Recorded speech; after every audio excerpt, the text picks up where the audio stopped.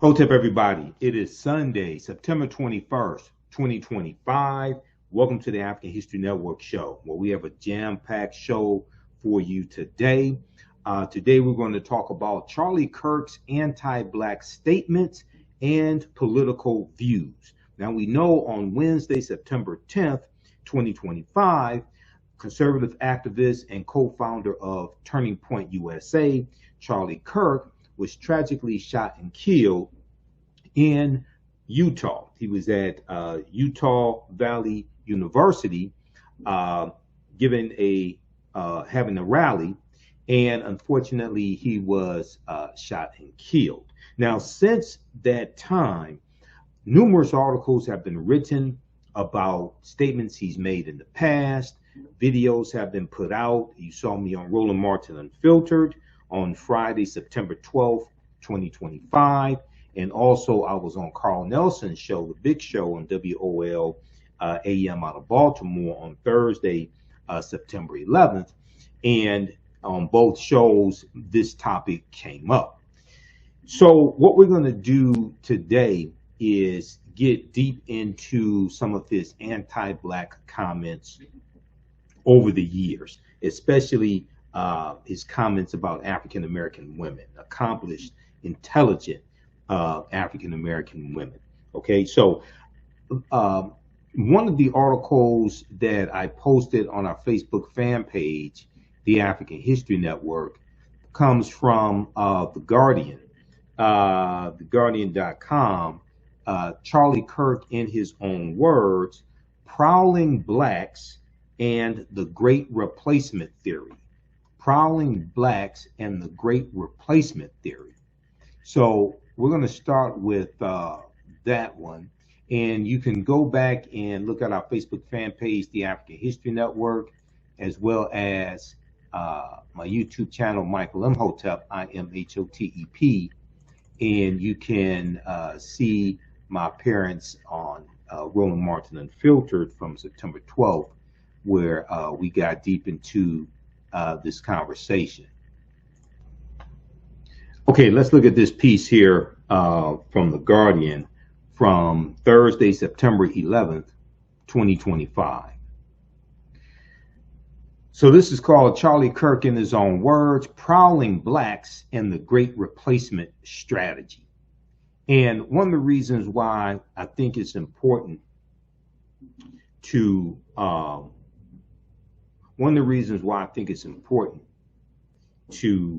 have this discussion is I saw comments from some African Americans, and it wasn't the majority of the comments that I saw, but I saw some comments from some African Americans who weren't that familiar with Charlie Kirk, agreed with a lot of what he said. I saw some comments from Black MAGA as well, and they're just brain damaged.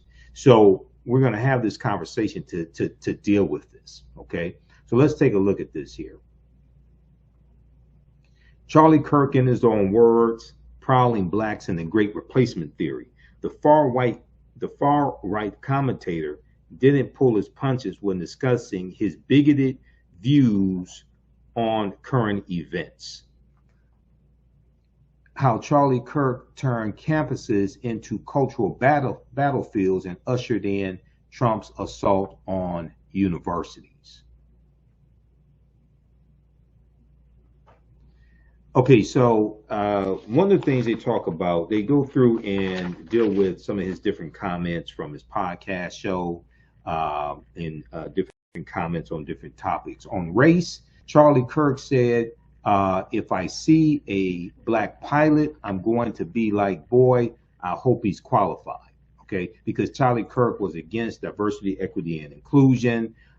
We know he had bigoted views. He was a white nationalist, white supremacist. That's just to put it bluntly. Okay, and when you go and research him, you'll see this. Okay, he said, if you're a WNBA pot smoking black lesbian, do you get treated better than a United States Marine?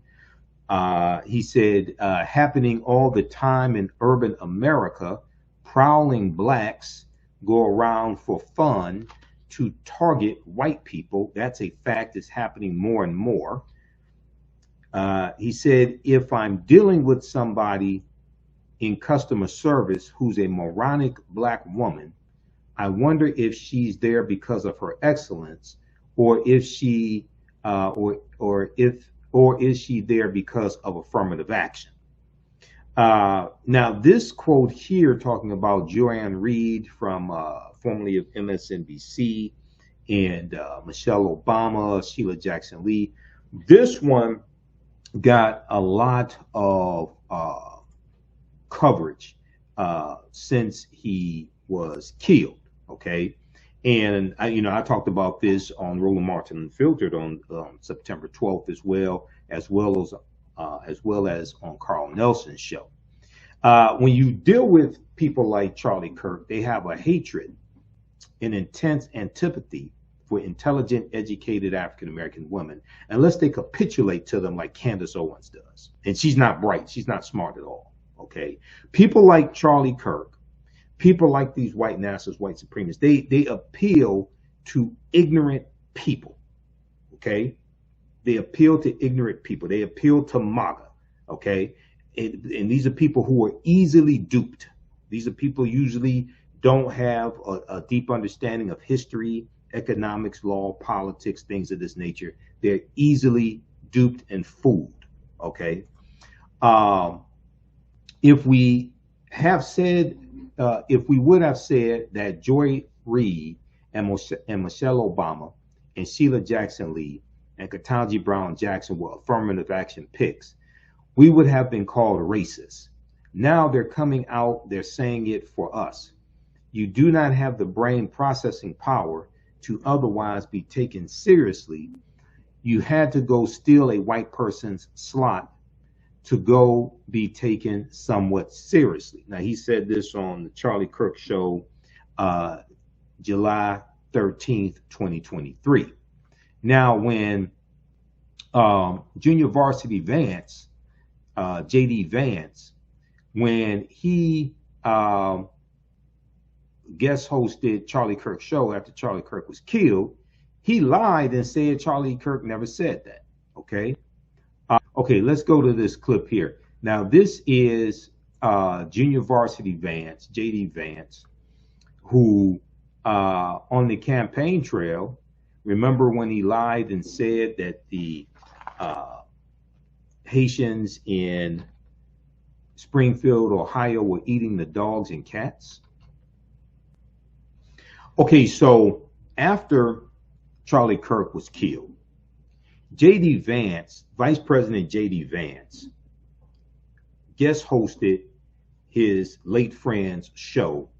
And on the show, J.D. Vance said that Charlie Kirk never said what Charlie Kirk actually said.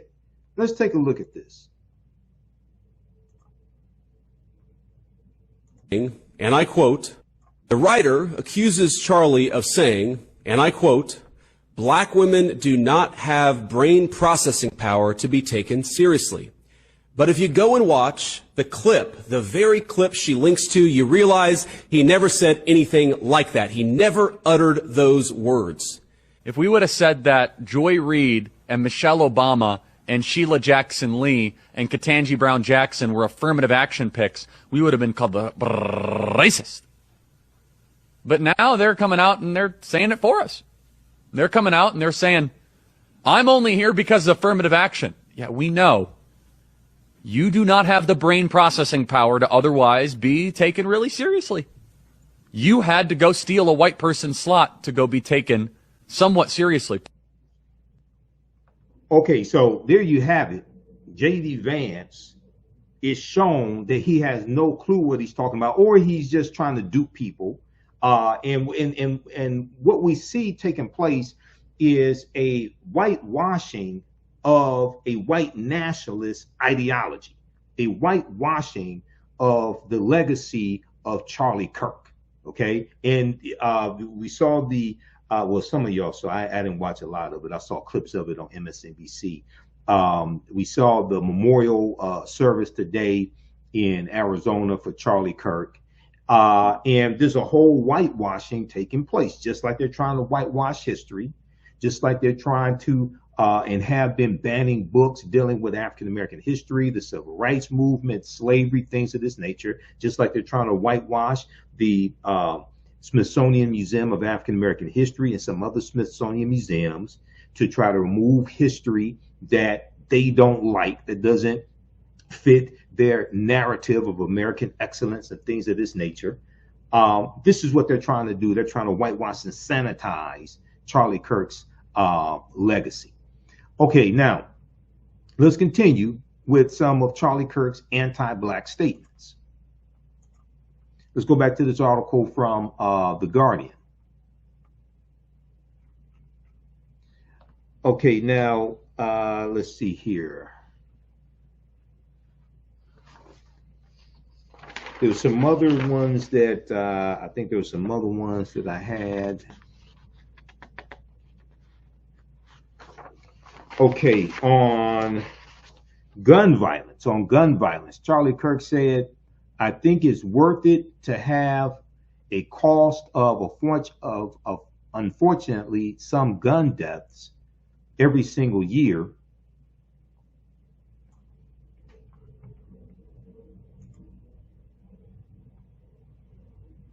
On gun violence, Charlie Kirk said, I think it's worth it to have a cost of, unfortunately, some gun deaths every single year so that we can have the Second Amendment to protect our other God-given rights. That is a prudent deal. It is rational. Okay, this is from April 5th, 2025. April 5th, 2023, I should say. When it comes to immigration, and we know that he was a proponent of the white supremacist great replacement theory. He said America was at its peak when we halted immigration for 40 years and we dropped our foreign-born percentage to its lowest level ever. We should be unafraid to do that. Okay, he said that's August 22nd, 2025. He also said the American Democratic Party hates this country. They want to see it collapse. They love it when America becomes less white. They love it when America becomes less white. Okay. Is that why the January 6th insurrection took place? Because, you know, for the people who speak out against political violence, for some reason they forget January 6th. They forget the January 6th insurrection that Donald Trump incited. I talked about that on Roland Martin Unfiltered also. March 1st, 2024, Charlie Kirk talks about the Great Replacement Theory. He said, the Great Replacement Theory, which is well underway every single day in our southern border, is a strategy to replace white rule America with something different. A strategy to replace white rule America with something different. Okay. Then he talks about Islam as well. America has freedom of religion, of course, but we should be frank. Large dedicated Islamic areas are a threat to America. He said, we've been warning about the rise of Islam on the show to a great amount of backlash. We don't care. That's what we do here. And we said that Islam is not compatible with Western civilization. Okay, so you can check out the rest of this here. This is from theguardian.com. Charlie Kirk, in his own words, prowling blacks in the Great Replacement strategy. This is from September 11th, 2025 of Chris Stein. Now, if we look at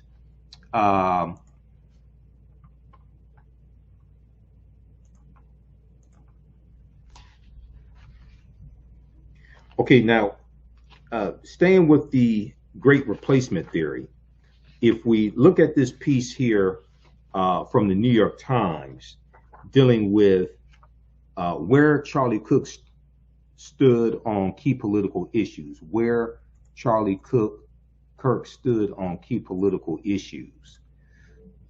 this is a really good one.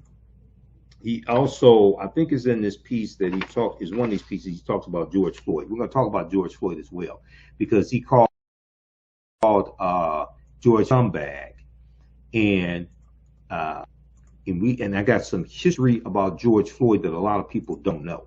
Okay, but he also said that Derek Chauvin, the former Minnesota police officer who killed George Floyd, he said that Derek Chauvin should get a presidential pardon from Donald Trump. So let's look at this piece here from the New York Times, where Charlie Kirk stood on key political issues. This is from September 11th, 2025 by Ashley Ann and Maxine Joslau. So this is a really good article. If we look here at, we talked about gun violence already. And they talk about at the Turning Point USA event by Turning Point USA Faith, a division of Turning Point USA. He talked about the Second Amendment, and he said, I think it's worth to have a cost. Unfortunately, some gun deaths every single year, so that we can have the Second Amendment to protect protect our other God-given rights. But on race, right here. Now, for African Americans and other people who actually have sense, but for African Americans who are putting out positive statements about Charlie Kirk, I can tell they haven't really studied him. They haven't really studied his previous statements. Charlie Kirk believed that the Civil Rights Act of 1964 was a destructive force in American politics, calling its passage a quote unquote mistake that he said has been turned into an anti-white weapon, He also blamed Dr. Martin Luther King Jr. for the law and was highly critical of the slain civil rights leader, calling him an awful person. Charlie Kirk said he desired a colorblind society, but blamed the veneration of Dr. King for what he saw as America's fixation on race. So this is now, first of all, Dr. King didn't advocate for a colorblind society. Okay, Dr. King was trying to dismantle white supremacy and racism. Okay, this is a trick that the white nationalists, white supremacists play, as well as black MAGA, as well as black conservatives. They say Dr. King was advocating for a colorblind society. Okay, and they try to quote from his speech, "I Have a Dream," August 28th, 1963, which one of the original names of the speech was called a cancel check. Okay, before that it was called normalcy no more, but then it was called a cancel check. It wasn't until years later that it was called "I Have a Dream," because the speech was not about a dream. When you research Clarence B. Jones was one of Dr. King's speechwriters, and Clarence B. Jones wrote an article for the Washington Post where he said that in none of the drafts of that speech did the phrase "I have a dream" exist. Okay, Dr. King was speaking extemporaneously after Mahalia Jackson screamed out, "Tell them about the dream, Martin." This was at the speech at the March on Washington, August 28th, 1963. Gospel singer, and she was a friend of Dr. King as well, and she was singing to Dr. King when he was at his lowest points in the struggle. Okay, she screamed out, "Tell them about the dream, Martin." And then he shifts from talking about racism in America, discrimination, living in ghettos, fighting for voting rights, things like that. He shifts and starts talking about the dream and the beloved community. The beloved community is what happens after you dismantle white supremacy and racism. That's what they were trying to do. Okay, people like Charlie Kirk don't want to tell you this. They want to blame Dr. King for racism. Racism is a system of advantage and privilege distributed based upon race that comes out of an ideology of European white supremacy. Racism occurs when one race of people control the majority of the wealth, power, resources, privileges, benefits, land, access to education, access to opportunity, and they use that to marginalize, subordinate, and do harm to another race of people. So they want to blame Dr. King for the racism. They want to blame Dr. King for the 1964 Civil Rights Act. They don't want to talk about the history that happened after Reconstruction collapsed in 1877. And they don't want to talk about the Jim Crow laws that were put in place that instituted segregation, that rewrote state constitutions to impose poll taxes, literacy tests, things like this, lock African Americans out of political power, lock African Americans out of many job opportunities, etc. Then it gets, and it's going to get also codified 1896 U.S. Supreme Court case of Plessy versus Ferguson. They don't want to talk about the history of what happened that caused the 1964 Civil Rights Act to have to be implemented, that have to be created. Why was a need to strike down Jim Crow laws? How they were locking African Americans out of job opportunities, out of educational opportunities, things like that. They want to blame the people who are being oppressed for their own oppression. This is the game that people like Charlie Kirk are playing.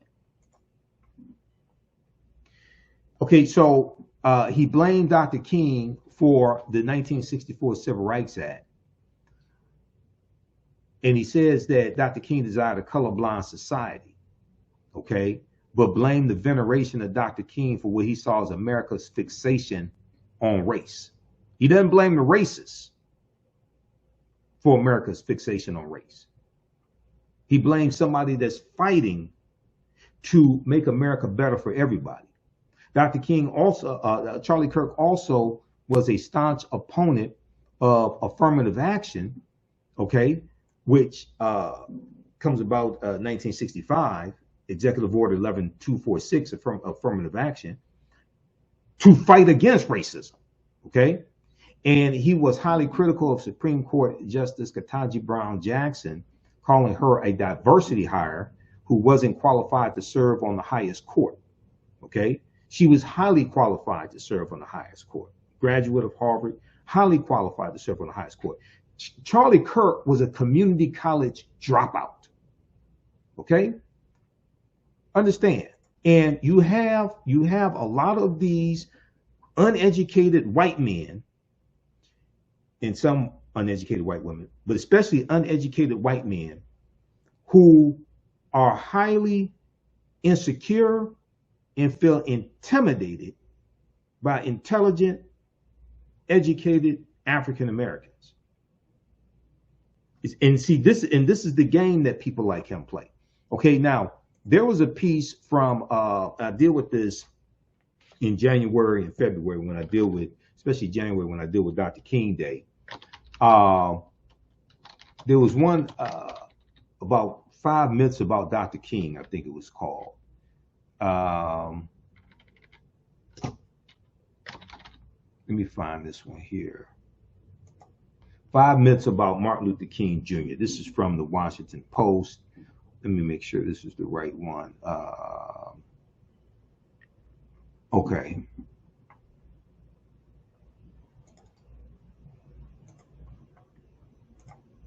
Yeah, let's look at this here. This is from the Washington Post by Donna March. All right, let's take a look at this article because we have to really deal with some history here.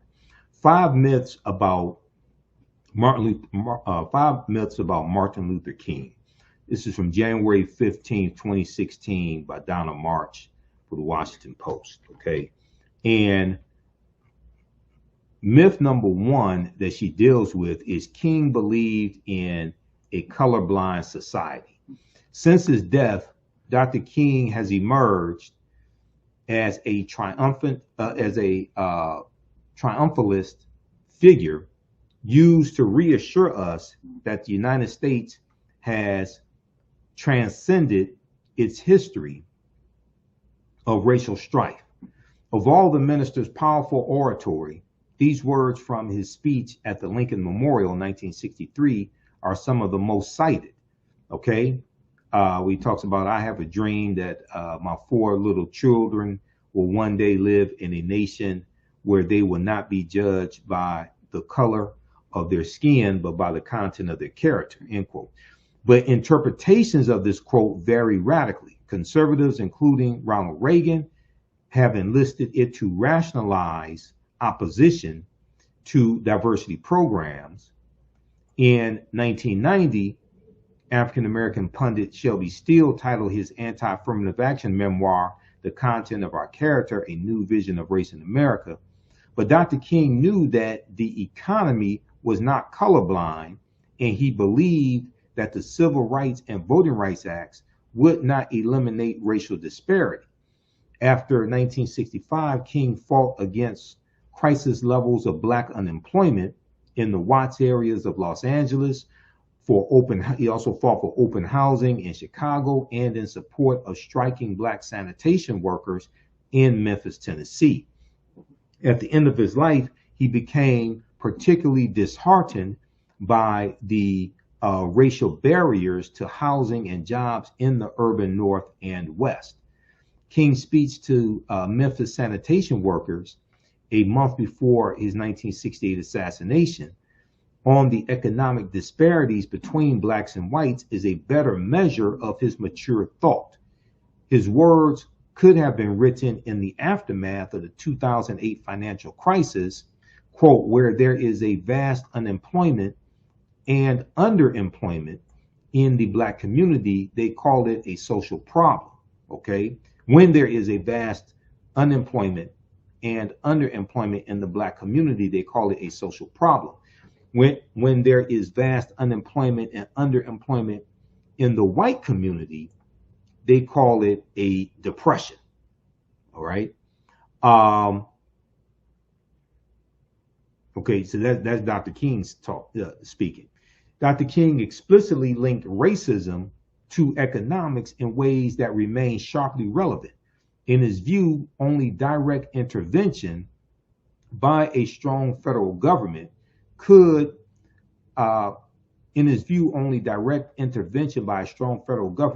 counteract the historical disparities wrought by the overlapping forces of race and class, forces that were unlikely to disappear.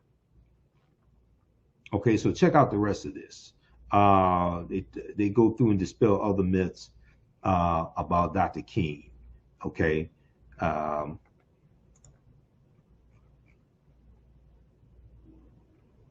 They talk about Dr. King and Malcolm X as well. And so, yeah, this is a good article. We'll check this out. 5 myths about Martin Luther King.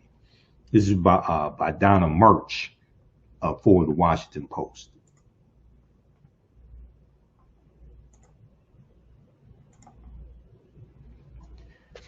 Okay, now if we go back to the piece here dealing with from the New York Times, where Charlie Kirk stood on key political issues.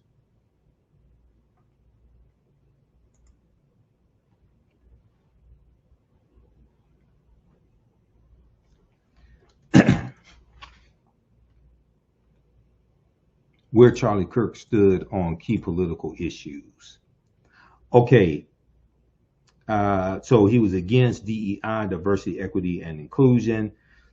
His repudiation of diversity, equity, and inclusion initiatives known as DEI stretched to comments many denounced as racist. In 2024, he said, if I see a Black pilot, I'm going to be like, boy, I hope he's qualified. In 2021, while delivering a speech in Mankato, Minnesota, Charlie Kirk called George Floyd, the Black man whose murder by a Minneapolis police officer in 2020 provoked a broad racial justice movement. He called George Floyd a scumbag who wasn't worthy of the attention. He called George Floyd a scumbag who wasn't worthy of the attention. Now, Charlie Kirk has also said recently, before he was shot and killed, he also said that Donald Trump should give Derek Chauvin, the officer who killed George Floyd, he said Donald Trump should give Derek Chauvin a pardon also. Okay, he has some very nasty things to say about George Floyd. Now, here is, I want to go to this piece here from Black Enterprise, okay? And Charlie Kirk probably never read this article, and most of the people who follow him probably never read this article. We talked about this on the African History Network show back in, I think it was 2024. Yeah, basically back in about April or May 2024. This article deals with how African Americans have been overtaxed nearly $600 billion in property taxes, and it's due to racism, okay? If we look at this piece here from Black Enterprise. All right, let's go to this article here from Black Enterprise, okay? New book reveals how the U.S. stole $600 billion from Black Americans through unfair tax slavery. This was a book, Andrew Carl.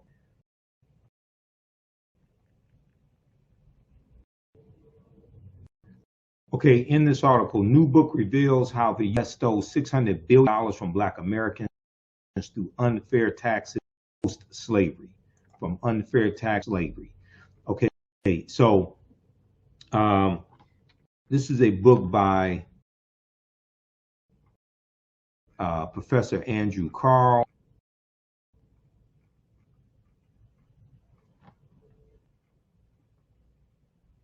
And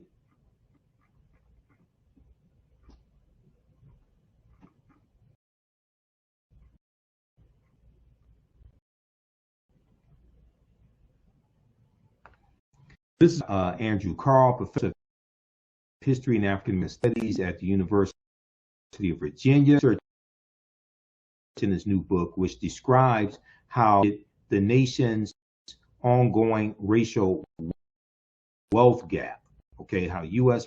policies created the nation's ongoing wealth gap by a system of highly unjust municipal and state taxes. Okay, Bloomberg reported tax 150 years of theft, exploitation, and dispossession in America. This book shares statistics of African Americans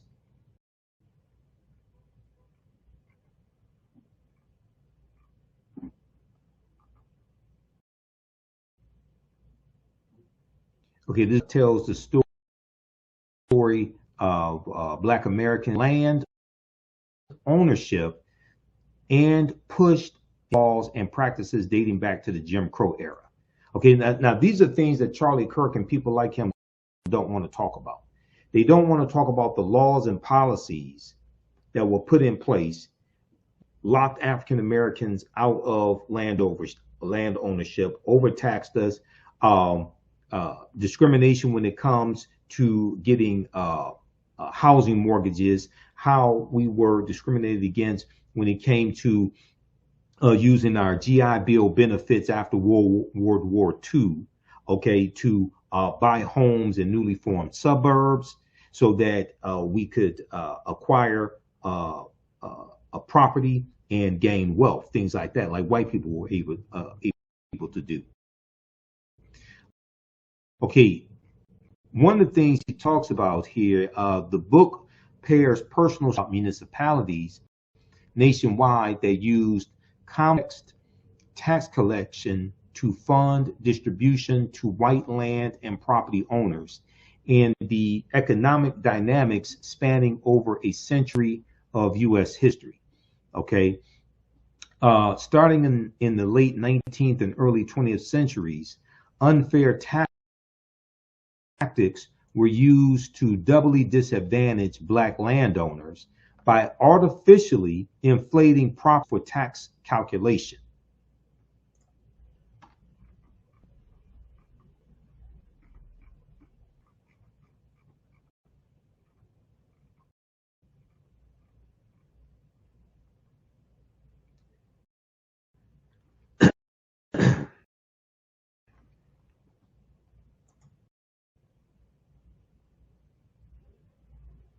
Starting in the late 19th and early 20th centuries, unfair tactics were used to doubly disadvantage black landowners by artificially inflating property value estimates for tax collection, overcharging them for their land, and exploiting their inability to pay as a means to seize their properties. Okay, this is one of the ways that we lost millions of acres of land. This is one of the ways that African American farmers lost millions of acres of land and their families. Okay, now they tell a story here about Hillary Thomas Stewart. Okay, in 1920, Hillary Thomas Stewart Sr. lost 24 acres of land in a tax sale quote unquote, under dubious circumstances after the great-great-grandfather of George Floyd failed to pay $18.83 in taxes. Losing the land forced the Stewart family into poverty. Losing the land forced the Stewart family into poverty. Okay? When looking at the 11 million acres of land, when looking at 11 million acres of land taken from Black Americans, to 326 in today's dollars. Not to forget the millions in taxes Black Americans have overpaid for over a century. 1870 to 2020, African Americans were overtaxed by more than $275 billion in 2023 numbers. So what a lot of people don't know is that the trajectory of George Floyd's life probably would have been much better if his great-great-grandfather had not been swindled out of his 24 acres of land and his family forced into poverty. So when you have somebody like Charlie Kirk who calls George Floyd a scumbag and then blames George Floyd for his own death, because he said from excited delirium, was on drugs, and it wasn't excited delirium and things like this. On Roland Martin Unfiltered, I talked about a article from the Huffington Post called that deals with how suspects are treated better than Black victims. Okay, how white suspects are treated better than Black victims. Let me just pull that up quickly so you all can see that.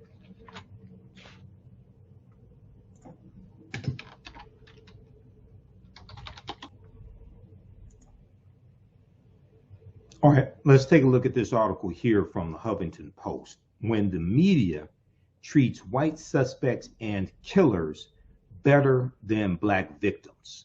Okay, so I talked about this on Roland Martin Unfiltered. And what this article deals with, it looked at national news stories and looked at headlines. This piece is from 2014 originally, August 14, 2014.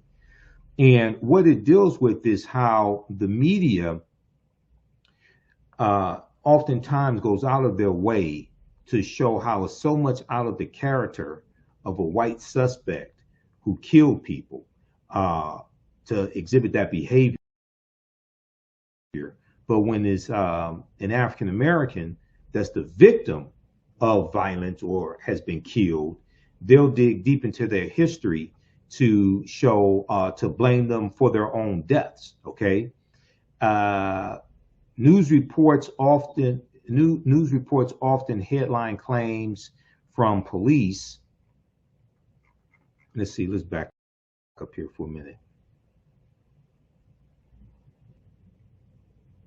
News reports often headline claims from police or other officials that appear unsympathetic or dismissive of Black victims.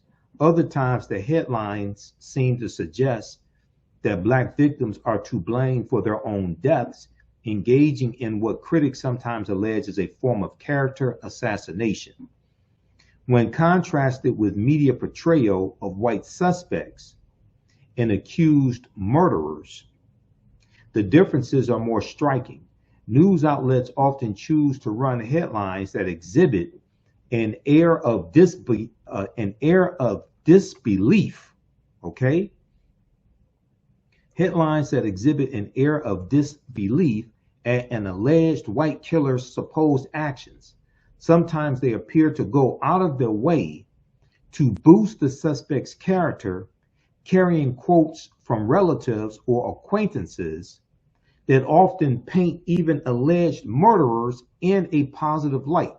Okay, white alleged murderers. So then they go through to show you some examples of what they're talking about, this pattern that you see, especially in white controlled media.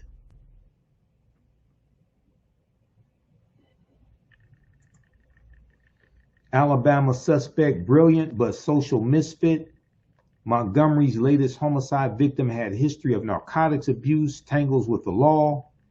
Son in Staten Island murders was brilliant, athletic, but his demons were the death of parents. Trayvon Martin was suspended 3 times from school. Oregon school shooting suspect fascinated with guns, but was a devoted Mormon, his friends say. Police made this statement here. Slain Lakeland teen had been shot before, death possibly drug related. Santa Barbara shooting, suspect was soft-spoken, polite, and gentleman, ex-principal says. Okay, so you get the idea here. Go read this article. This gets deep into it.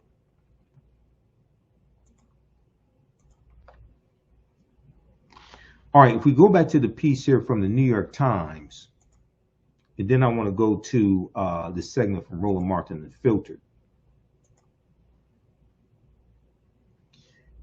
Okay, this deals with where Charlie Kirk stood on political issues from the New York Times.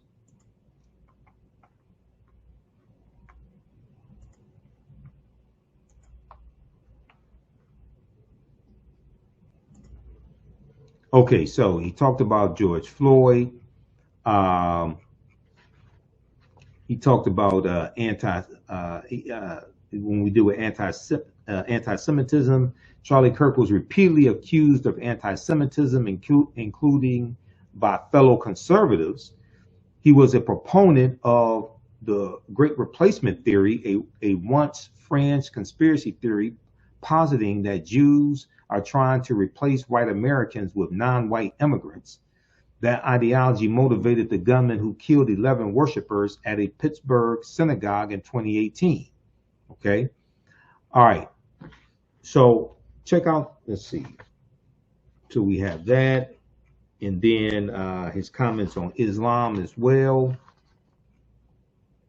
Okay, now with free speech, page 4 on free speech, Charlie Kirk was a self-declared supporter of free speech, and Turning Point USA was known for its free speech advocacy. Okay, so they say.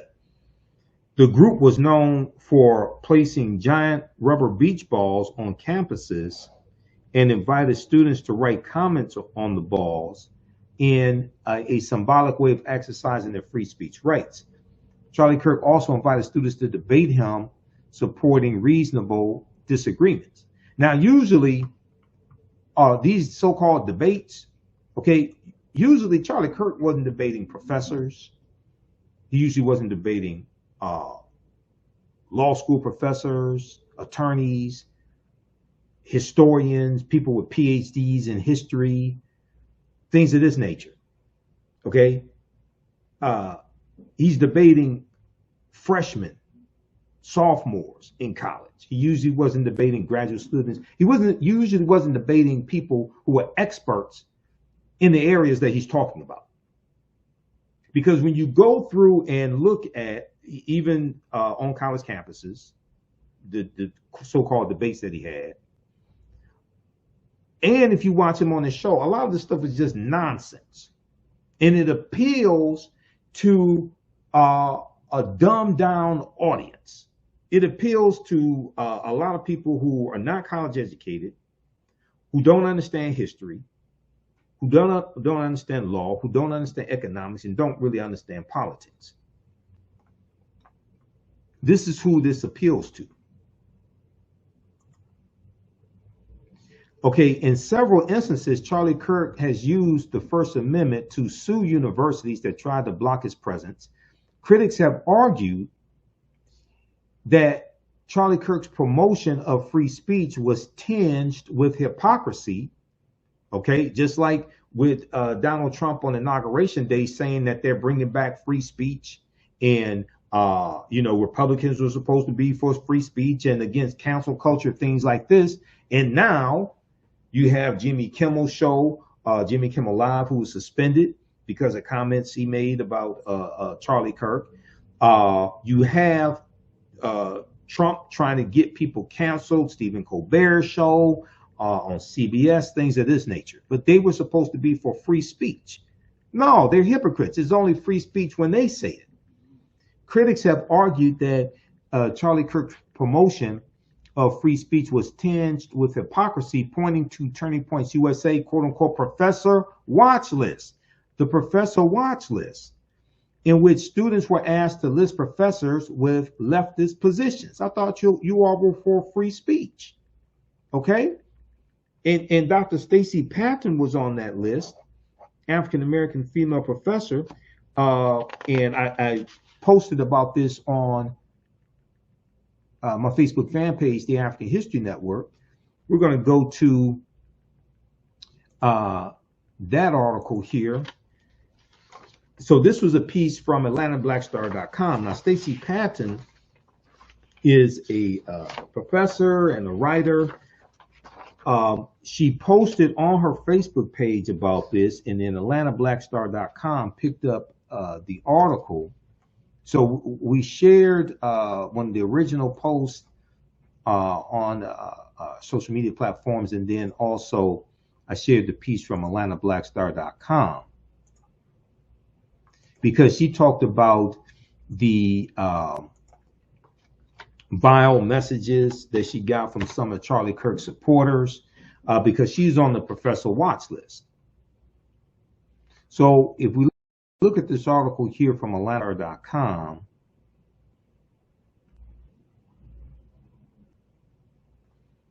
so if we look at this article,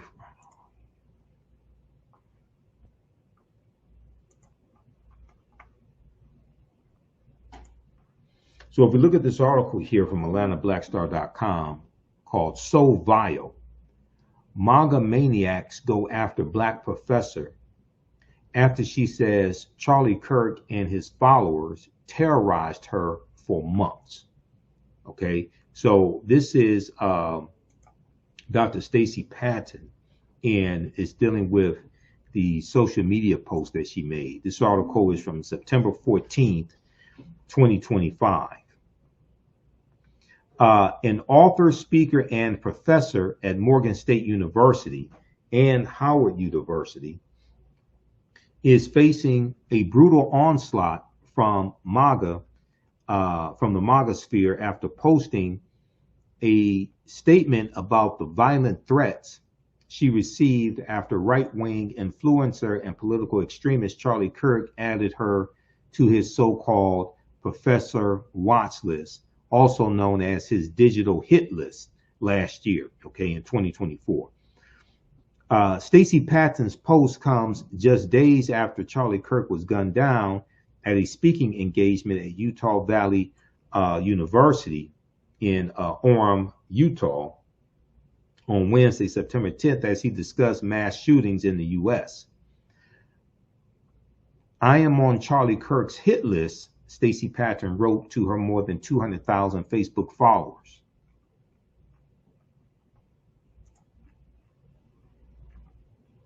And here's a picture of Stacey Patton also. So you all saw this on my Facebook page. Quote, his so-called Professor Watch List, run under the umbrella of Turning Point USA, is nothing more than a digital hit list for academics who dare to speak truth to power. I landed there in 2024 after writing commentary that inflamed the MAGA faithful, and once my name went up, the harassment machine roared to life, she continued. Kirk co-founded Turning Point USA, a right-wing youth organization and nonprofit that advocates for conservative politics on high school and college campuses. Although branded as a group that supports patriotism and freedom, it has a record of rhetoric and alliances that align with white supremacist and Christian nationalist ideologies. That's white Christian nationalist ideologies. That's what it is, because they're preaching white Christian nationalism. Something that's apparent in the abuse Stacey Patton and many other educators have endured over the years at the hands of Turning Point USA and the MAGA faithful, if they were labeled by Kirk and his followers as advancing quote unquote leftist propaganda. But I thought you people were for free speech. I thought they were for free speech. So she shared, she said, for weeks my inbox and voicemail were deluged, mostly with white men spat venom, mostly white men spat venom through the phone, calling her the B word, C word, the N word. They threatened all manner of violence, she described. Quote, they overwhelmed the university's PR lines and the president's office with calls demanding that I be fired. Quote, the flood was so relentless that the head of campus security reached out to offer me an escort because they feared one of these keyboard soldiers might step out of his basement and come do me harm, end quote. And I am not unique, she added. She said that, quote, Kirk's watch list, referring to Charlie Kirk, his watch list terrorized legions of professors across the country, women, black faculty, queer scholars, basically anyone who challenged white supremacy, gun culture, or Christian nationalism suddenly found themselves targets of coordinated abuse. That is the culture of violence Charlie Kirk built. He normalized violence. He curated it, monetized it, incised it on anyone who dared to puncture his movement's lies, she continued. Okay, so read the rest of this from Stacey Patton. And this, once again, pokes a hole in their whole concept of advocating for free speech and things like this. But then they have the Professor Watch List. But I thought you all were for free speech. It's only free speech. They're only for free speech when it's coming from them. They're only for free speech, just like the Republicans today, just like Trump and the Trump administration. They're only for free speech when it's coming from them. When it's anybody else, they want to try to get them pulled off the air, get them fired, get them shut down, things of this nature. It's only the free speech that they advocate for is only coming from them.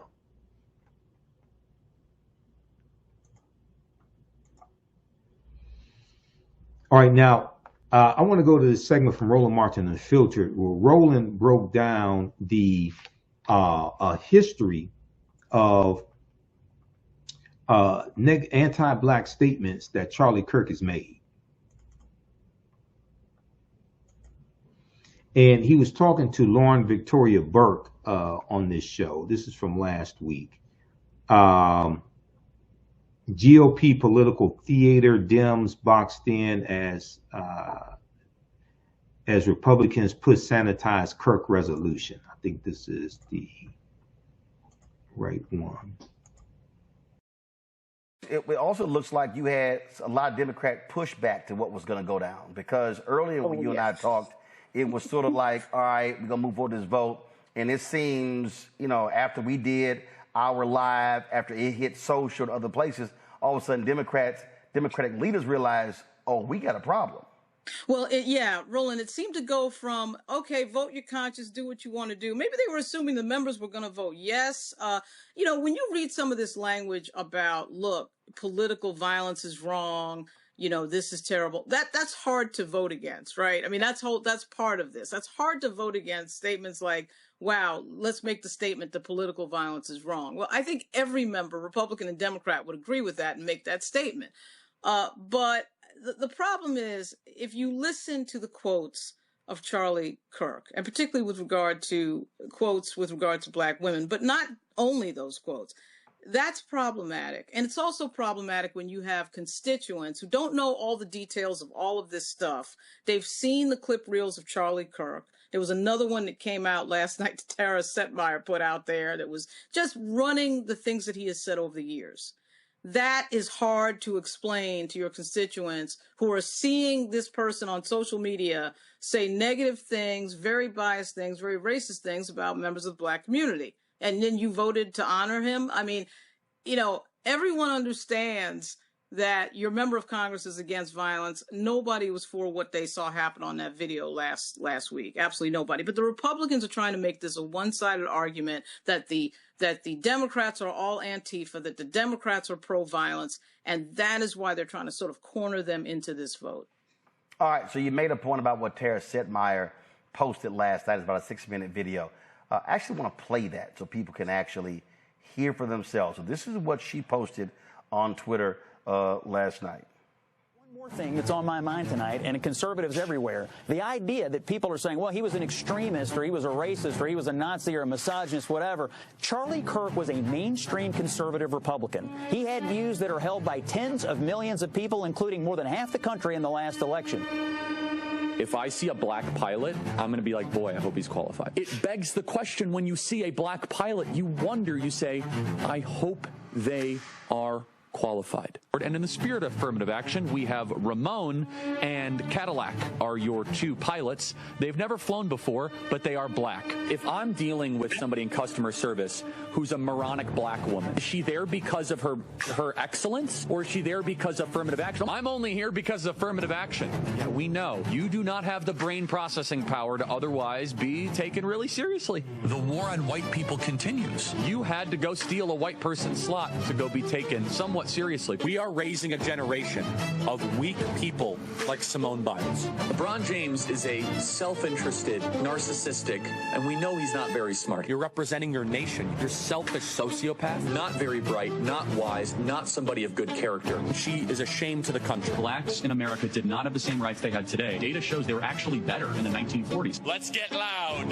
for Kyle Rittenhouse. I'm also going to offer some context and some nuance about the death of George Floyd that no one dares to say out loud, which is that this guy was a scumbag. Remember what BLM stands for? Burn, loot, and murder. Now, does that mean it deserves to die? That's two totally different things. Of course not. Prowling blacks go around for fun to go target white people. That's a fact. There's no such thing as white privilege or racism. So black people are allowed to talk about black culture in a way that white culture cannot. Black people can go up and say that there's a baby mama problem in black America, and white people are not allowed to say that. Oh, I just did. So what are you going to do, cancel me? Black people are allowed to say. Black people are allowed to say. I'm a grown man. I got way too much Black people are allowed. Skin color now gets their own summertime celebration. Oh, wow, look how far blacks have come. It has now become a racial complaining day. Thomas Sowell and Justice Clarence Thomas are far better black role models to celebrate than Martin Luther King. This guy is not worthy of a national holiday. There's a mythology around MLK that does not warrant the reverence that he gets treated with in America. We have a federal holiday to a guy that talked about race all the time. Kirk describes King as, quote, a bad guy. It's true. We celebrate the Civil Rights Act more than the American founding. The country made a mistake when it passed the Civil Rights Act. Also true. The Democrats are not lifting a finger to remember the well over 100 people that have died in Texas Hill Country.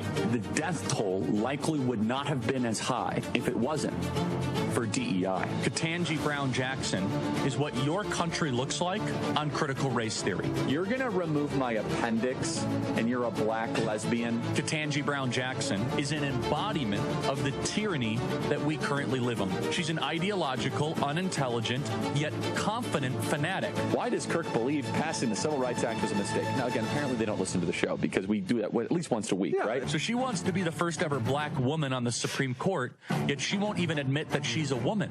The transgender movement is an introductory phase. These doctors need to be put in prison to get you to strip yourself of your humanity. A Nuremberg-style trial to mesh with machines. Interestingly, I think there is an argument to bring back the MRS degree. Reject feminism. Young women need to get married at a younger age and start having kids. I'm studying sociology. No, you're not. We know why you're here. Submit to your husband, Taylor. You're not in charge. You will find a husband if you have the intent to find a husband. You got to change your name. If not, you don't really mean it. Democrat women want to die alone without children. A lot of them are on birth control too, and birth control really screws up female brains, by the way. It's really rich. I didn't know women not to complain 50 years ago. That's funny. We should tell them to stop freezing their eggs and start finding their partner earlier and have lots of babies. Every single one of you need to make sure that your loved ones are not on birth control. So materially insane to think that 1 in 5 American women will be raped in their life. It is. I agree. No, meaning that they're lying about being raped. You're comparing abortion to the Holocaust. Absolutely, I am. In fact, it's worse. It's worse. Because Jewish donors have been the #1 funding mechanism of radical, open border, neoliberal, quasi-Marxist policies. By the way, this is my other problem with death penalty. It takes too long, too many appeals. It should be public.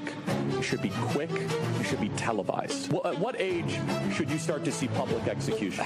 16. I think you could do it earlier. I think you maybe at age 12. I want to watch that execution. That'll make my day better. A lot. I mean, Joe Biden is a bumbling, dementia-filled, Alzheimer's, corrupt tyrant who should honestly be put in prison and or given the death penalty for his crimes against America. The Democrat Party believes everything that God hates. We're dealing with maggots, vermin, and swine here. These are not good people. They're not even a little bit good. In fact, I know people that went to Haiti passively as agnostic atheists, and they came back searching for Jesus because they saw legit demonic activity. Kamala Harris wants to see the elimination of the United States of America. Democrat Party supports everything that God hates. There's not much you can do, folks. You have a government that hates you. You have a traitor as the president. Buy weapons. I keep on saying that. As top Republicans reject any link between GOP rhetoric and Paul Pelosi assault. If some amazing patriot out there in San Francisco wants to really be a midterm hero, someone should go and bail this guy out. Native-born Americans, you better buy weapons, everybody. Have a lot of guns at your disposal. I would never leave your home without a weapon. I think it's worth to have a cost of, unfortunately, some gun deaths every single year so that we can have the Second Amendment to protect our other God-given rights. We actually need looser gun laws because I think that Oh, yeah. They said we have more guns at the Turning Point HQ than you can imagine. Yeah, if anyone ever tries to come, that will not end well. Oh, no. Imagine the world without Joy Reid. Imagine the world without Sheila Jackson Lee or Michelle Obama or Ketanji Brown Jackson. I am channeling the emotions of millions of conservatives who are angry. They knew Charlie. They loved Charlie. They viewed Charlie as a mainstream conservative Republican. Wow. That said it all, Lauren. Yes, it did. One of the reasons why we haven't seen that, of course, is because legacy media is now being taken over by the right. I mean, let's face it, ABC and CBS in particular That reel, though, is something that some folks on Capitol Hill have suggested that what the Democrats should have done was read into the record some of the quotes of Charlie Kirk. I mean, have some sort of answer for this idea that he is just so perfect and we've got to do all this honoring. If you just read his words back to everybody, that would probably change the messaging on that. But instead, what has happened is the Democrats are really just, as I said, laying down and allowing the Republicans to run a narrative without any sort of pushback against it. I mean, there is really not much pushback. And it is an incredible thing to see. There is the theory, too, on Capitol Hill that the leadership has to sort of take the hit for some of the members that are in closer districts, as you were saying earlier, some of these battleground districts where they've got to vote yes because it's a close district. So the leadership has to sort of, I've heard a few members say to me today, the leadership has to sort of take the hit for those members. But the problem becomes that rank and file person in a district that doesn't pay that much attention to politics as we do on this level, that is just looking at this and sees a clip reel like that, has already seen a bunch of social media with Charlie Kirk's clips, and then you're saying to your member of Congress, logically, why would you vote to honor a person who has said these types of things? That is problematic. And they did pass a resolution in June regarding the shooting in Minnesota. Go to my iPad, and if you look at this, they describe what took place. They describe the individual, and then they say in here, whereas when these violent acts expose division, must persevere and pursue democratic principles, resolving the differences through debate and civil discourse. No, first of all, it's a very short resolution. It does not even remotely compare to how laudatory it was about Charlie Kirk being a Christian and family person, and how he didn't say, and he welcomed debate with all Americans and all sorts of stuff like this, as if that clip, that video we put there never even existed. So, right. so now it's going to be a question of, are you going to have Democrats who are going to say, no, I'm sorry, you want me to vote on a resolution that leaves out a whole bunch of stuff, and somebody who you want Democrats to vote on something where Charlie Kirk attacked very members of that chamber, like exactly Congresswoman right. Jasmine Crockett, Congresswoman Maxine Waters, and others. Exactly right. And I can tell you that last votes about an hour ago, I was getting a lot of no's and I was getting a lot of hell no's. And the hell no's typically came from the lady members of the Congressional Black Caucus. It will be very surprising to me if any of the lady members of the Congressional Black Caucus vote yes on that resolution. Now, the VZ resolution, effectively condemning political violence in a very straightforward way, may give them an out. So we're probably going to see more news tomorrow about the VZ, the Mark VZ resolution, which is, of course, going to say that it's against political violence, be a more straightforward set of wording with regard to the what happened, the murder of Charlie Kirk, and just state it a lot plainer than what you saw from the Republicans. Okay, so that was from Roland Martin Unfiltered, and the name of that clip is GOP Political Theater, Dems boxed in as Republicans push sanitized Kirk resolution. So that was from September 19th, 2025. So as you saw, Charlie Kirk, in his own words, his anti-Black statements he's made over the years. Okay, now I want to go to this piece here from, I can't remember if I showed you this one from the Washington Post. Yeah, this one here. Charlie Kirk says Michelle Obama among Black women who steal a white person's slot. Now, we already talked about the comments that he made, but I just want to show you the article here so you can go read this as well. Okay. Yeah, Charlie Kirk says Michelle Obama among Black women who steal a white person's slot.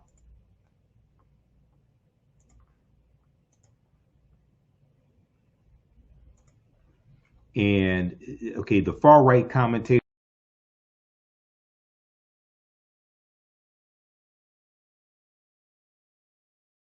said the former First Lady and other supporters of affirmative action lacked the quote unquote brain processing power to succeed on their own. This is from July 14th, 2023. Okay, so we talked about the comments here, but they're in this article that you can check out as well. Joanne Reed, that used to host the Readout on MSNBC, she was on Angela Yee's show a few days ago, Way Up, and she was talking about Charlie Kirk and Bill Montgomery. Okay, now Bill Montgomery was this old white conservative who convinced Charlie Kirk to drop out of community college when Charlie Kirk was like 18 or 19 years old. And he helped Charlie Kirk co-found Turning Point USA. Okay. Let's take a look at this piece here quickly, and I'm going to show you the video.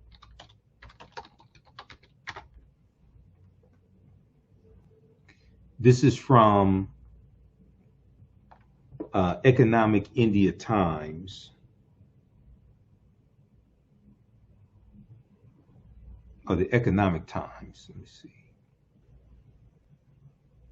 Okay, read this article. Bill Montgomery, the man who inspired Charlie Kirk to drop out of college to start Turning Point USA.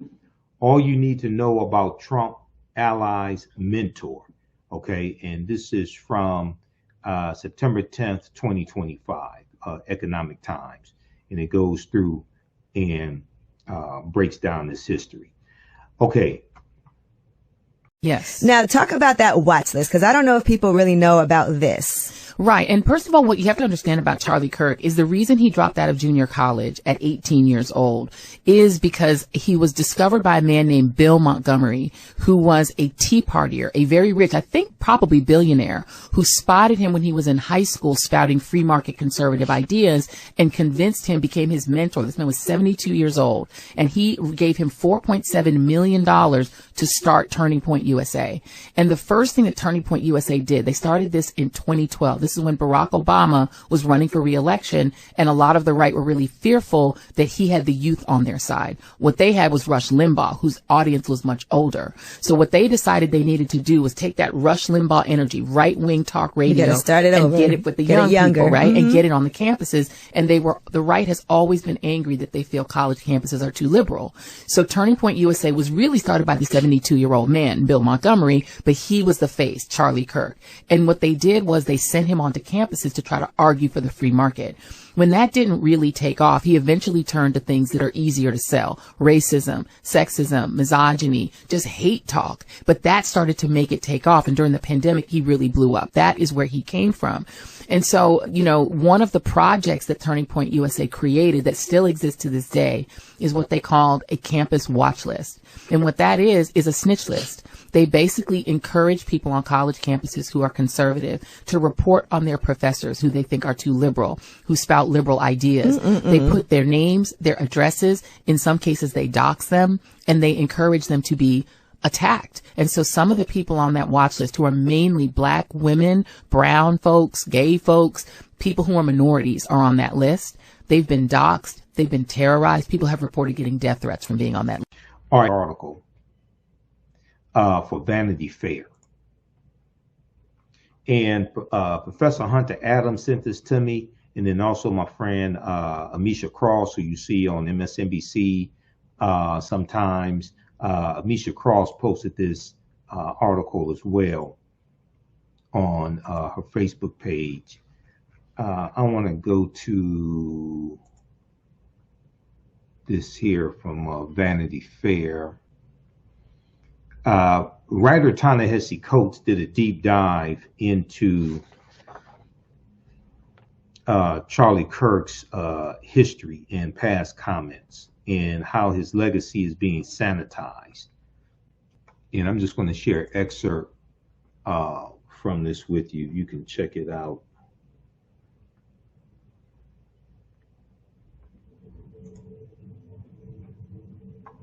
This is by Ta-Nehisi Coates. Charlie Kirk redeem the political class finds its lost cause. All right, but when you look at the subtitle, by ignoring the rhetoric and actions of the Turning Point USA founder, pundits and politicians are sanitizing his legacy. By ignoring the rhetoric and actions of the Turning Point USA founder, pundits and politicians are sanitizing his legacy. This is from September 16, 2025, a Ta-Nehisi Coates. And one of the segments here, excerpts I want to focus in on. Let me scroll down to it.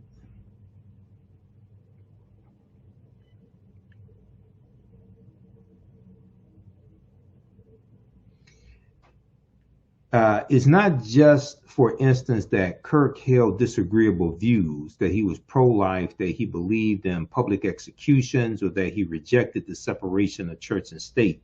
It's that Kirk reveled in open bigotry.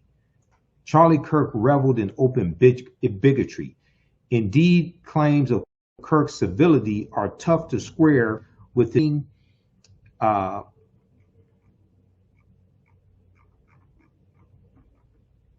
his penchant for demeaning members of the LGBTQ community as freaks and referring to trans people with the slur, quote unquote, tranny.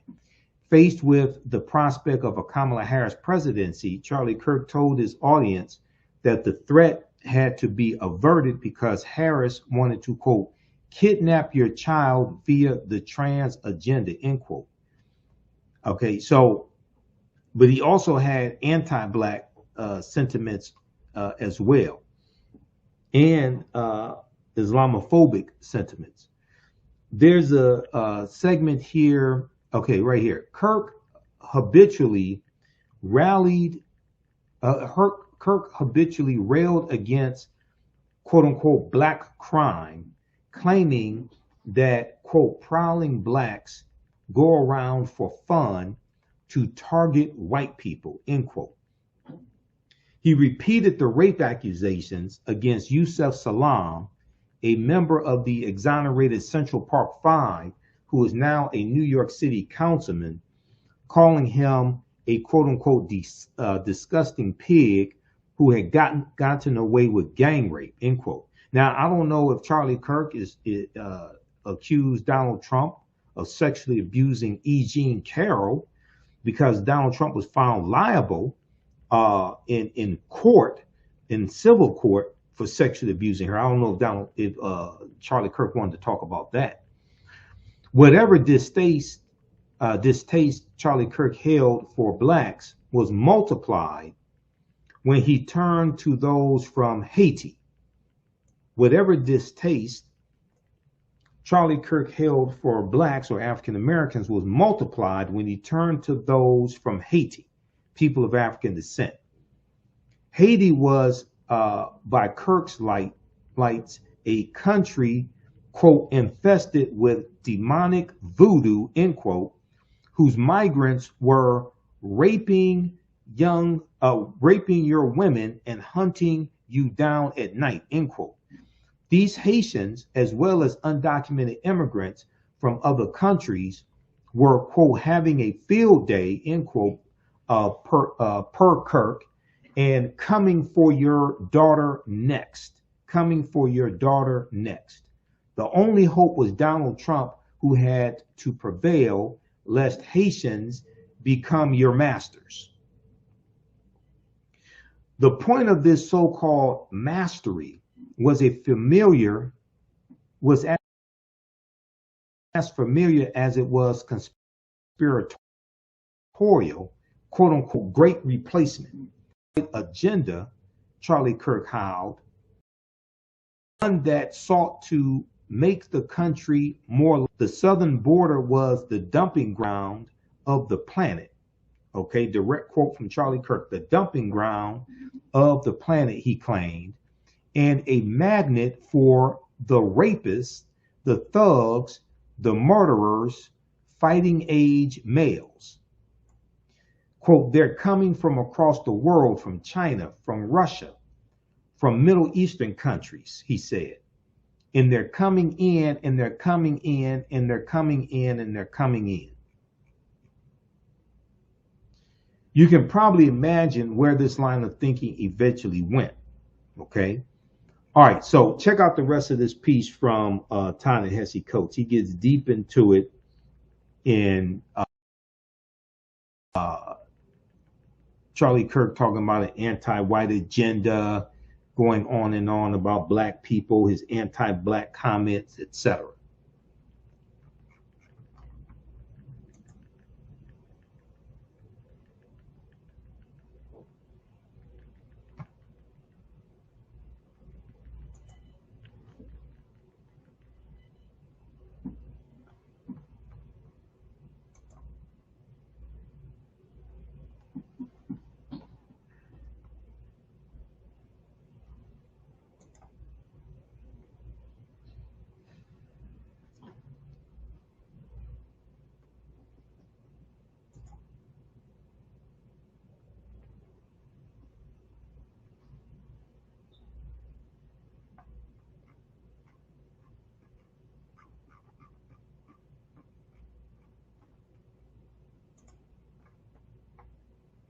All right, so hopefully you learned a lot today. Be sure to visit my website, AfricanHistoryNetwork.com. I'm historian and national political commentator Michael Imhotep, founder of the African History Network, host of the African History Network show. Visit my website, AfricanHistoryNetwork.com. Be sure to register for my online history class that starts Saturday, October 4th, 2025, 4 p.m. Eastern Standard Time. Ancient African empires, the Moors, 5000 BC to 1880. As you get 5 of my digital download lectures free. We'll deal with ancient African empires. We'll deal with thousands of years of African history. You can download the lesson plan here also. And we'll deal with the, we'll also deal with the Africans known as the Moors, who take the teachings from the Nile Valley region of Africa into Europe and brings Europe out of the Dark Ages. And we'll deal with how this leads to the transatlantic slave trade taking place as well. Okay. Visit my website, AfricanHistoryNetwork.com. Classes on sale $80, regularly $130. You can register right now for it. Then also you can support us through Cash App, $ the AHN show through Cash App, and through PayPal, paypal.me/the AHN show. Here's our Cash App. So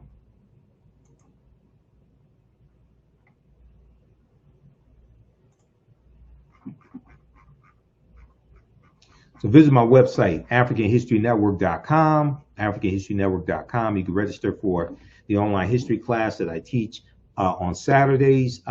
Class starts Saturday, October 4th, 2025, 4 p.m. Eastern Standard Time. Ancient African empires, the Moors, and the transatlantic slave trade, 5000 BC to 1800 AD. This is a 10-week online class that I teach. We do the sessions live. All the sessions are archived and recorded. You can go back and watch it anytime.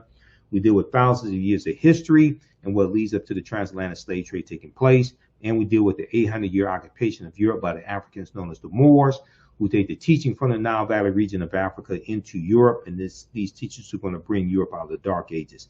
You can download our class lesson plan here as well. And you can support us through Cash App and PayPal, $ the AHN show through Cash App, and through PayPal, paypal.me/the AHN show. This is our Cash App account, $ the AHN show. These other ones are fake African History Network Cash App account. You go to ours, it'll say Michael, probably show my picture there. And you can click right here on the link, and it shows our Cash App QR code as well. This lets us keep doing the research, stay on the air, keep broadcasting, pay some of the bills. You can also support us through PayPal, paypal.me/the AHN show. My lectures and digital downloads are also available at our website, AfricanHistoryNetwork.com. AfricanHistoryNetwork.com. All right, remember, at the African History Network, we focus on educating, empowering, and inspiring people of African descent throughout the diaspora and around the world. Because right now it's correct wrong behaviors, not over till we win, Wakanda forever.